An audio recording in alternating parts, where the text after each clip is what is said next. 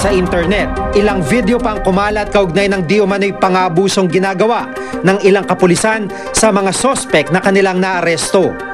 Ang videong ito, laman ng dalawang lalaking tila menor de edad, duguan at pilit pinaghahalikan ng isang hindi patukoy na boses.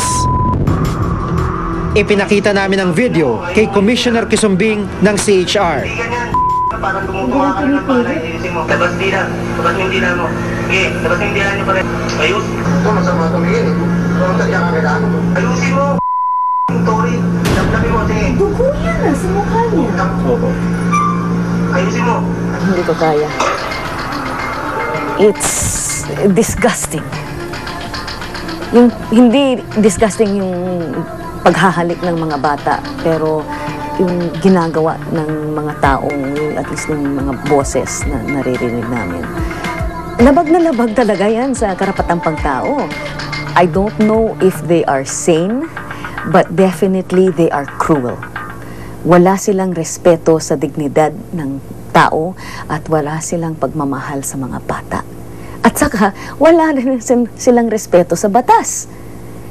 There's no excuse for what they did. It's not even part of tactical interrogation, which we already say shouldn't be done. Wala pala. Tila sakit na hindi gumagaling ang pagkakaroon ng mga insidente ng karahasan kaugnay ang ilang mga pulis. Ayon sa isang clinical psychologist, posible daw na may maling pananaw ang ilang pulis sa kung ano ang tamang hustisya. Posibleng on a sociological perspective, mali yung idea nila of justice. Baka naman they're not suffering from anything psychological. Pero mali yun na nurture na justice sa kanila. Ang hustisya para sa kanila, pag nakikita nila na lumalaban, ng lalaban, kailangan supilin ng lakas.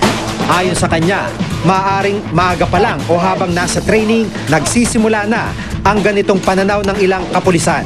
Posibleng a condition developed while on duty or while in training. You have the sense of entitlement. May baon-baon kang baril. You wear the uniform. You are, you seem powerful. You are highly respected. You will be protected because parang may sense of fraternation sa kapulisahan eh. 'Di ba? Kasi you're like brotherhood also eh. So you are protected. May backing ka na tinatawag. Ganyan. When you employ yung ganong klaseng punishment towards someone, distorted na nga siguro ang sense of justice mo, pati ang sense of power mo. Pangkaraniwan, sasabihin ng polis, pag hindi ka naman nanakit sa kanila, hindi naman sila magsasalita. Yun yung nagsasalamin ng incompetence, no? Yung maayos na investigador, marunong siyang magtanong, marunong siyang mag-corner doon sa arestado. Hindi pa dito nagtatapos ang di umano'y karahasan ng ilang pulis sa mga sospek sa krimen. Uy, nakita ko ang anak ko, puno ng bugbog.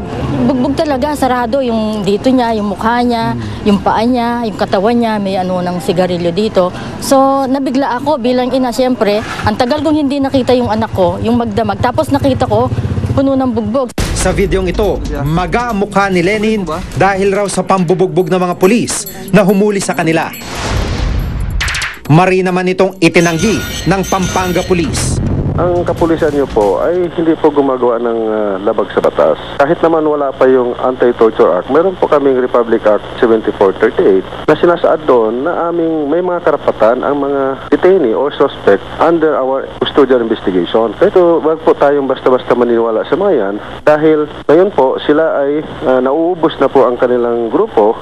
Yan na lang po ang paraan nila para humingi ng simpatsya at ilihis yung tunay na issue ng kailang pangingikil, pagpapatay, issue ng pagkaterorista nila.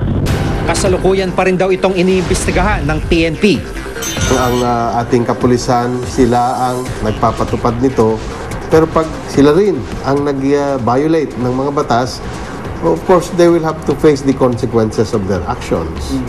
Of course, they will have to face kung ano man ang criminal sanctions na idudulot nitong paglabag nila dito sa mga batas, alituntunin para sa karapatang pantao.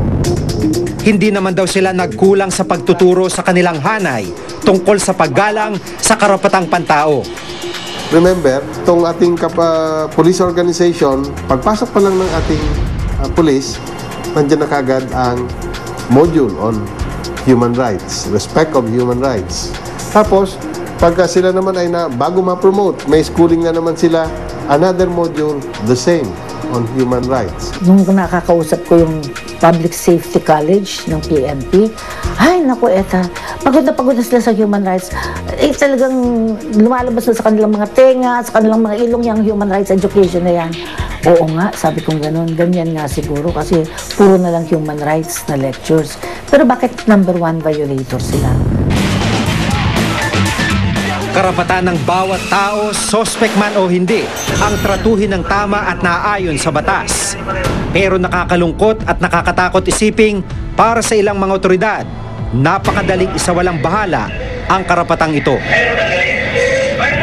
Matagal ng problema sa hanay ng kapulisan ng umano yung mga pangabuso at paglabag sa karapatang pantao. Hanggat hindi nabibigyan ng matalim na pangil ang batas at napaparusahan ng mga dapat managot, patuloy na darami ang mga biktima ng ganitong karahasan. Ako si Jiggy Manica at itong nakatala sa aking Reporter's Notebook. We're trying our best na mabigyan ng magandang serbisyo ng mga pasyente despite na facilities namin